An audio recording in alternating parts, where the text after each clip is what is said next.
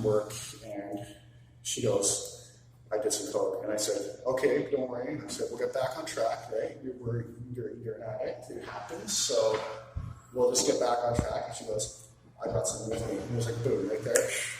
Right? So you still have the urges. Oh yeah, the urges will be there for the rest of my life, I presume. Now, in the gay community, I know usually sex and drugs are always a mix. Yeah. On a constant basis. So it's good that so you're not working there anymore. No. That's a good thing. Yeah. Now, where are you at now? What are you doing now that's keeping you from thinking about the drugs and doing it? So I got right back into the fitness, right? So I got right back into working out. I'm back into that. Mm-hmm. I'm actually waiting. I'm going to do a personal trainer certificate next month and do the course and everything. So I'm using the fitness as a big thing to deter me from it. Okay. And I do want to say, during the summer, after I left Flash, I got a job at a dispensary. Okay. And I started smoking weed heavily. And you know what? That heavy smoking of weed kept me away from coke. 100%.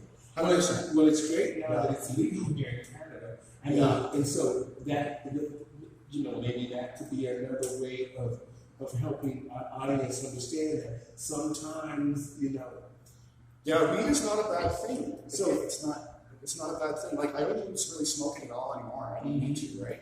So what's the high from doing cocaine, and what's the high from smoking weed? What is it? What's the difference? Well, it's mainly for the weed because I wasn't properly medicated mostly at the time, and like the proper medication just came a couple months ago.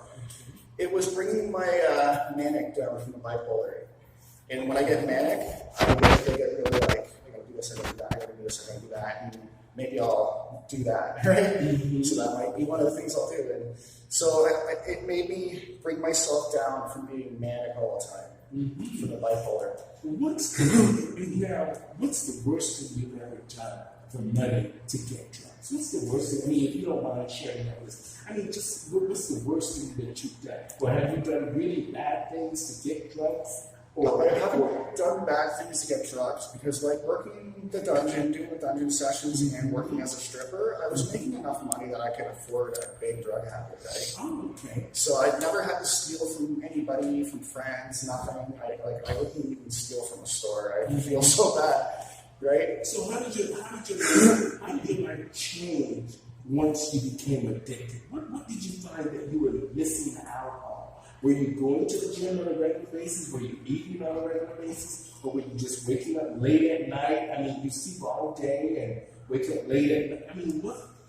I was not eating on a regular basis. I got pretty skinny, right? Okay. I got way too skinny. And you know what?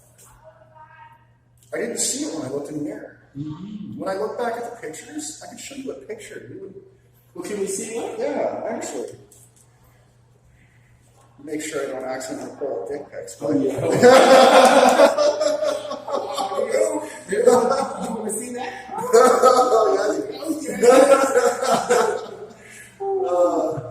Let me see if I can. It's got to be in here somewhere. Okay. Well, take your time. I just want to say to our audience today, we have the fabulous Dave Stryker talking about drug addiction.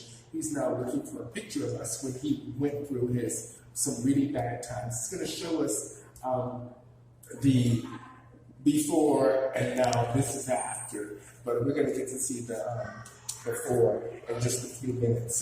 And we're talking about drug addiction and his journey of recovery.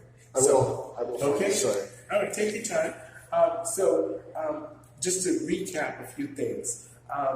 He's a dom, a male dominatrix, and he ended up working in the strip clubs to make extra money for his drug addiction and to promote his dominatrix business. And in return, it afforded him a lifestyle of having as much coke and drugs as he wanted, and sex and the party life.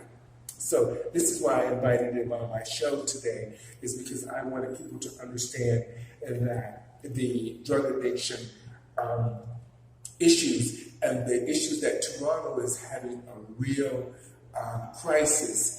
In the last year, over 385 men have died of drug overdoses. So this is why I wanted to address this issue on my show today.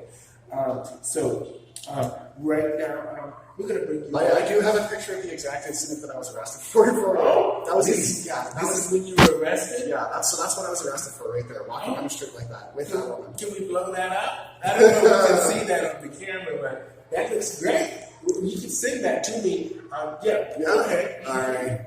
So yeah, I did 3 months in jail fighting a charge of causing a disturbance for literally doing that. No sexual behavior, nothing was showing. So Fort Erie, fuck you. Oh. Now that you're here, you like being in Toronto? I love Toronto. It's amazing. So you plan on staying here? Yeah, I'm not leaving. I can't do this in these small towns. So what is the best time that you had while doing drugs? What is the best time, and what is the worst?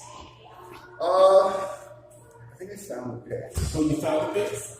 Okay.